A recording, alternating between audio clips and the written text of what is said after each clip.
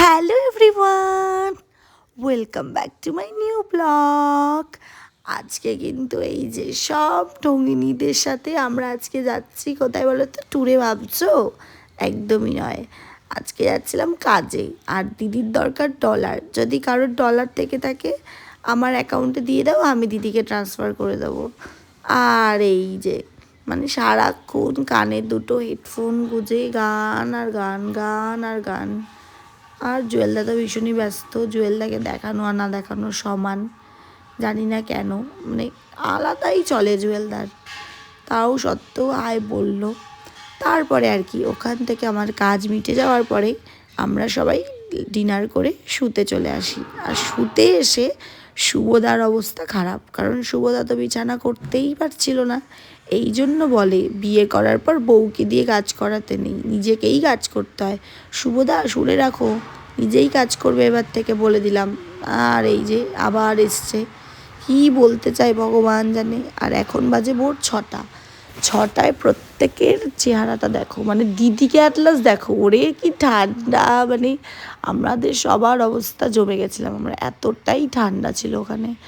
যাই হোক, আর এই ভিডিওটা এডিট করতে করতে আমার একটা জিনিস খুব মনে পড়ছে, সেই জিনিসটা হচ্ছে আমার মাথার যে এই যে ব্যান্ডটা, সেটা হারিয়ে যায়। কি করে হারায় সেটা নেক্সট কোনো ব্লগে আমি বলবো। যাই হোক, তারপরে চলে আসলাম রুমে।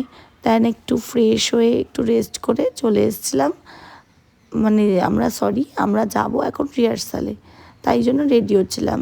আর কাজল যে কী বকছিল আমি জানি না, আমিও বকছিলাম সাথে। তারপরে এইসব হওয়ার পরে চলে আসলাম আমরা একটু টেকনিক্যাল করতে। আর সুইটিদিকে দেখো কি ঠান্ডা, মানে সবাই এখানে মোটামুটি ঠান্ডায় কাঁপাকাঁপি করছে, কিন্তু আমি বাদে, আমার কোনো ঠান্ডা নেই, আমি তো হট। যাই হোক, না না, ইটস আ জোক, কেউ সিরিয়াসলি নিও না। আর আমার ব্লগ দেখে দেখছি অনেকের অনেক রকম প্রবলেম, তুমি ন্যাকামি কেন করো, তুমি ভালো করে কথা বলতে পারো না, তুমি এই তুমি সেই, তোমার এই আটকে গেছে সেই আটকে গেছে ফ্যামিলি নিয়ে। বলছি দিদি ভাই বোনরা, তোমাদের এত প্রবলেমটা কিসের? তোমাদের কি বাড়িতে কি সংসারে সুখ নেই? মা বাবা কি খেতে দেয় না? নাকি বয়ফ্রেন্ড আমাকে পিছনে লাগে? নাকি গার্লফ্রেন্ড মানে বয়ফ্রেন্ডকে দেয় না? মানে আমি বুঝতে পারছি না কেন এরকম লোকের ফেসবুকে এসে হাগো তোমরা। আমার ভয়েস আমি যেভাবে খুশি দেব, তোমাদের পোষালে দেখো, না পোষালে আসতে পারো, কিন্তু বিশ্বাস করো আমাদের একদমই কোনো ইন্টারেস্ট নেই যে তোমার কমেন্টের বসে বসে রিপ্লাই করব।